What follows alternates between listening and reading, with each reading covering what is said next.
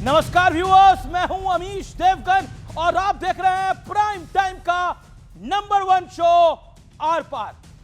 आज संसद में कांग्रेस ने दो गंभीर मुद्दे उठाते हुए एक तरह से सरकार और भारतीय जनता पार्टी पर बड़ा आरोप लगाया। पार्टी के अध्यक्ष, कांग्रेस पार्टी के प्रेसिडेंट मल्लिकार्जुन खड़गे ने प्रधानमंत्री मोदी की मौजूदगी में राज्यसभा में कहा कि संसद में सहयोग की भावना से काम होना चाहिए, न कि नफरत की भावना से, क्योंकि अगर नफरत की भावना से काम होगा तो हमेशा संदेह की स्थिति बनी रहेगी। इसके बाद कांग्रेस के सीनियर लीडर दिग्विजय सिंह ने भी निशाना साधते हुए सदन में कहा कि देश में कम्युनल बिटरनेस यानी सांप्रदायिक कटुता लगातार बढ़ती जा रही है। और पवन खेड़ा ने भी बोला कि बीजेपी जो है वो नफरत फैला रही है। पवन खेड़ा कांग्रेस के मीडिया हेड। फिर मुद्दा उठा कि सरकार को जनता के मुद्दों पर चर्चा करनी चाहिए और गरीबों, कमजोर तबकों और किसानों और मजदूरों के मुद्दे पर बात होनी चाहिए। जब सवाल है कि क्या विपक्ष वाकई जो कह रहा है उसे लेकर वाकई सीरियस है, इस पर आज एक एक्सरे रिपोर्ट वाला विश्लेषण मैं करने वाला हूं, क्योंकि सवाल यह है कि आखिर सियासत में नफरत की मिलावट कौन कर रहा है और साथ ही नॉन सीरियस पॉलिटिक्स का सियासी विलेन कौन है। आज इसी पर होगी देश की सबसे बड़ी पॉलिटिकल बहस, नफरत किसकी सियासी फितरत है। स्वागत है आपका देश के सबसे प्रसिद्ध प्राइम टाइम के नंबर 1 शो आर पार में।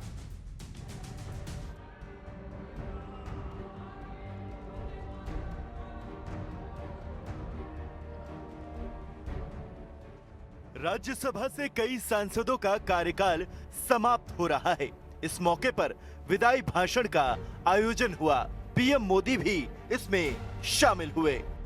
जो जा रहे हैं लेकिन आने वाले नहीं हैं, उनको भी मैं कहना चाहूंगा कि राजनीति में कोई फुल स्टॉप नहीं होता है और आपका अनुभव, आपका योगदान राष्ट्र जीवन में हमेशा हमेशा बना रहेगा।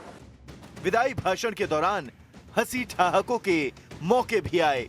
मैं देवागौड़ा को बहुत दिन से 54 साल से जानता हूं, लेकिन क्या हुआ मुझे मालूम नहीं।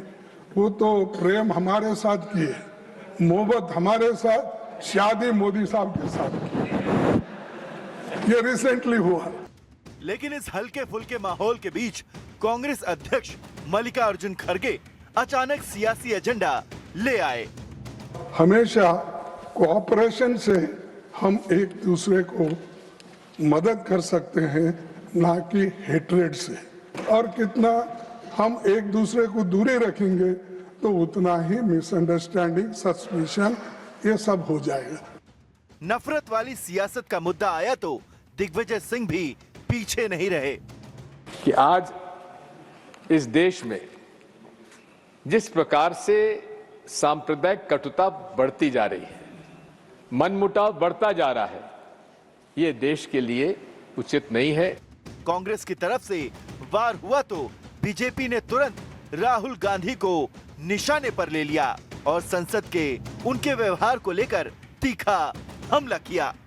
राहुल गांधी जी को लगता है कि वो किसी साम्राज्य के सम्राट हैं और जो भी चाहे कर सकते हैं। यह जनतंत्र है। आप यहाँ की सीढ़ियों पे बैठ के चाय पी रहे हैं, बिस्किट खा रहे हैं, हमारे यहाँ कैंटीन है, आप जाके खाइए। हम महिलाओं को बहुत ज़्यादा उनको देखकर जो है अनकंफर्टेबल भी फील होता है, क्योंकि एकदम जैसे टपोरी की तरह वो आते हैं और किसी को भी तू ऐसे करके तू तड़ाक करते हैं। ऐसे कोई इंटरव्यू दे रहा हो तो उनको वो एक तरह शूटिंग कॉल्स करते हैं, आजा आजा। लेकिन आज सबसे बड़ा सवाल है कि आखिर सियासी माहौल कौन बिगाड़ रहा है। इसी पर होगी देश की सबसे बड़ी पॉलिटिकल डिबेट, नफरत किसकी, सियासी फितरत।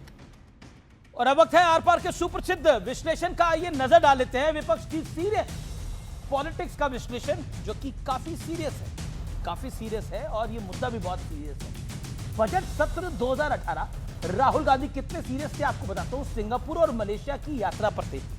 बजट सत्र 2023 काफी सीरियसनेस थी, राहुल गांधी इंग्लैंड की यात्रा पर थे। बजट सत्र 2025 काफी सीरियस थे, राहुल गांधी वियतनाम की यात्रा पे थे। परिसीमन पर बहस 18 मार्च 2025 राज्यसभा से वॉकआउट ऑपरेशन सिंदूर पर चर्चा 30 जुलाई 2025 से राज्यसभा से वॉकआउट। ऑपरेशन सिंदूर देश की सेना ने किया था। अब आते हैं चुनाव सुधार और एसआईआर पर। फिर 2 दिसंबर को राज्यसभा से वॉकआउट, यानी जनता के मुद्दे थे ना।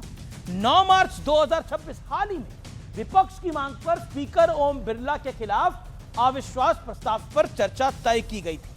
अविश्वास प्रस्ताव पर चर्चा के बजाय विपक्ष ने ईरान और इजराइल युद्ध पर हंगामा किया और चर्चा को होने नहीं दिया। अब 12 मार्च 2026 आती है। राहुल गांधी ने तेल और गैस पर बोलने का एक समय मांगा और स्पीकर ने समय भी दिया, लेकिन जब वक्त आया बोलने का तो तेल गैस यानी आपके मुद्दे पे नहीं बोले, लेकिन एप्स्टीन के मुद्दे में बोले। एप्स्टीन का क्या लेना देना इस देश की जनता से, तेल गैस का तो फिर भी लेना देना है। हालांकि वो समस्या भी अब सॉर्ट आउट होती हुई दिख रही है।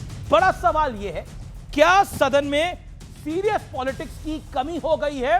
क्या पार्लियामेंट में सीरियस पॉलिटिक्स नहीं होती है और नफरती बयान ज्यादा दिए जाते हैं? ऐसा आज का सवाल है।